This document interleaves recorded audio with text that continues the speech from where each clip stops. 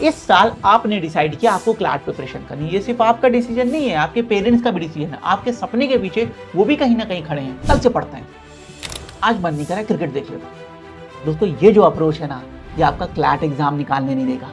आपने इस साल बेटा प्रिपरेशन की, आपकी अच्छे से प्रिपरेशन नहीं हो पाई और आप आगे बढ़ जाएंगे, कहीं और से भी अपना लॉ कंप्लीट करेंगे। वो एनएलयू पाने वाला मौका क्या लाइफ में दोबारा मिलेगा बच्चों? क्लैट अगर निकलेगा तो आपके इस एक्शन से निकलेगा, आपके इस इंप्लीमेंटेशन से निकलेगा। ओवर रिसर्च करने से नहीं निकलता, बहुत सोचने से नहीं निकलता, चीजों को देखने से नहीं निकलता। जब तक पढ़ के खुद नहीं करोगे कभी नहीं निकलेगा। कल से पढ़ते हैं, आज मन नहीं कर रहा है क्रिकेट देख लेता हूं। दोस्तों, ये जो अप्रोच है ना, ये आपका क्लैट एग्जाम निकालने नहीं देगा। आप में से बहुत से बच्चे इस पर्टिकुलर पॉइंट ऑफ व्यू को लेके चलते रहते हैं और धीरे धीरे समय बीतता जाता है और क्लैट एग्जाम आ जाता है और उनकी प्रिपरेशन अच्छी नहीं हो पाती है। बच्चों, इस सेशन में मैं इसी बीमारी का इलाज करने की कोशिश करूंगा, आपको मोटिवेट करने की, गाइड करने की कोशिश करूंगा। दोस्तों, जरा ध्यान से सुनिएगा। सबसे पहली चीज बच्चों, इस साल आपने डिसाइड किया आपको क्लैट प्रिपरेशन करनी है। ये सिर्फ आपका डिसीजन नहीं है, आपके पेरेंट्स का भी डिसीजन है। आपके सपने के पीछे वो भी कहीं ना कहीं खड़े हैं, उनको भी बहुत उम्मीदें आपसे हैं। तो बच्चों, क्या आप चाहेंगे कि उनकी उम्मीदें टूटे?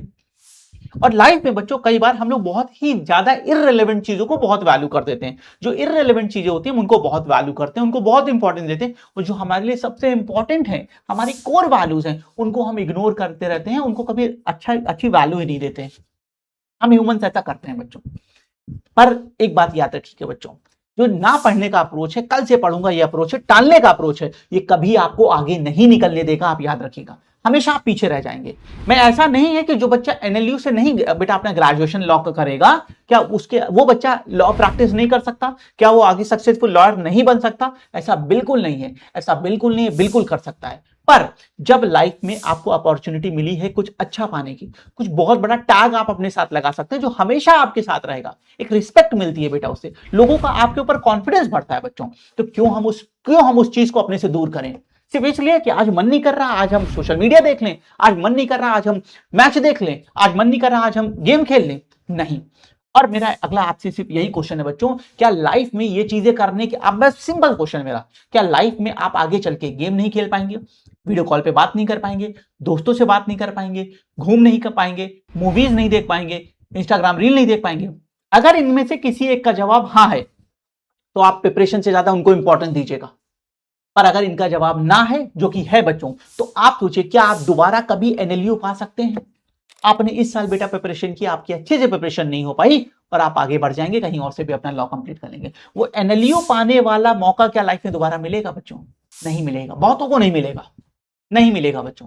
तो आप इस चीज की इंपॉर्टेंस समझिए। तो अगर कोई भी चीज आपको डिस्ट्रैक्ट करती है, आपके जो आपने डिसिप्लिन होकर आपने एक रोड मैप बनाया, आपने एक स्ट्रैटेजी बनाई कि आज मैं 45 मिनट्स लीगल पढ़ूंगा, आज मैं 30 मिनट्स एआर पढ़ूंगा, डिसिप्लिन मेरा है रोज का, क्या वो टिक हो रहा है? नहीं हो रहा है। आज एआर होना था, 30 मिनट टिक है। क्या पूरे वीक में आपने वो चीज टिक है या नहीं है? अगर नहीं है तो उस दिन कॉम्प्रोमाइज होने का क्या रीजन था बच्चों? ऐसा कौन सा रीजन था जो आपकी पढ़ाई से बढ़ के, जो आपके सपने से बढ़ के, जो आपके पेरेंट्स से आपके लिए बढ़ के?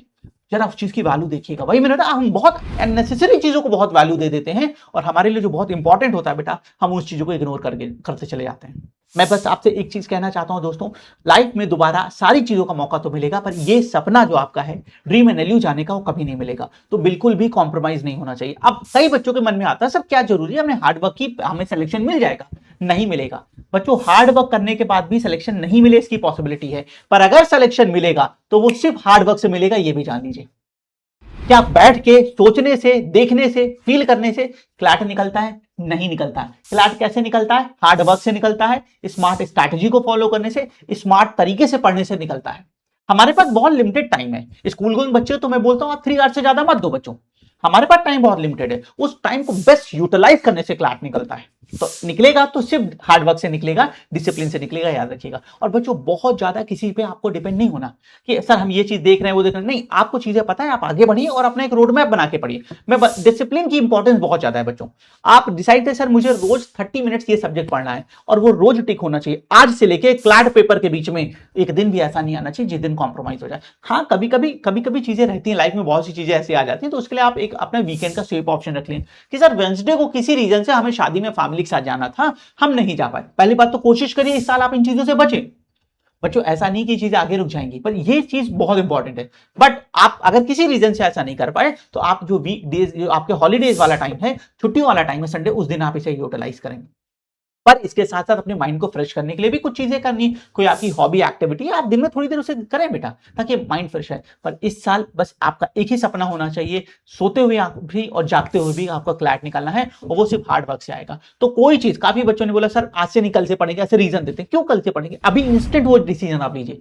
जो अभी आप काम करने वाले वो आप एक साल बाद करिएगा, क्योंकि क्लैट अगर निकलेगा तो आपके इस एक्शन से निकलेगा, आपके इस इंप्लीमेंटेशन से निकलेगा। और रिसर्च करने से नहीं निकलता, बहुत सोचने से नहीं निकलता, चीजों को देखने से नहीं निकलता। जब तो पढ़ के खुद नहीं करोगे कभी नहीं निकलेगा। बच्चों मेरी इस लाइन को याद रखिएगा, ये साल प्रिपरेशन ईयर आपके लाइफ का बहुत इंपॉर्टेंट ईयर है। हम कभी कभी इसको इतनी वैल्यू नहीं दे पाते हैं, आप इसकी कीमत अभी नहीं समझ रहे हैं, तो मैं आपको यहाँ गाइड कर रहा हूं कि ये आपके लिए बहुत इंपॉर्टेंट टाइम है। अपनी जान लगा दीजिए प्रिपरेशन में।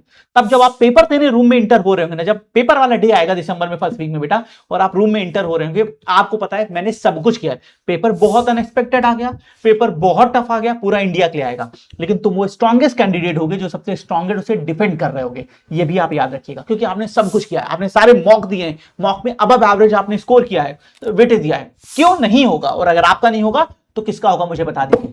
जो बैठा था, जिसने आज नहीं कल से पढ़ेंगे एटीट्यूड के साथ आगे बढ़ा, बस इसी को समझिएगा। आई होप इस सेशन के बाद आप चीजों को बेटर प्लान कर पाएंगे और अपने क्लैट प्रिपरेशन जर्नी में फायर की तरह वर्क करेंगे और अपने ड्रीम एनएलयू में जाएंगे और अपने पेरेंट्स को प्राउड फील कराएंगे। Thank you.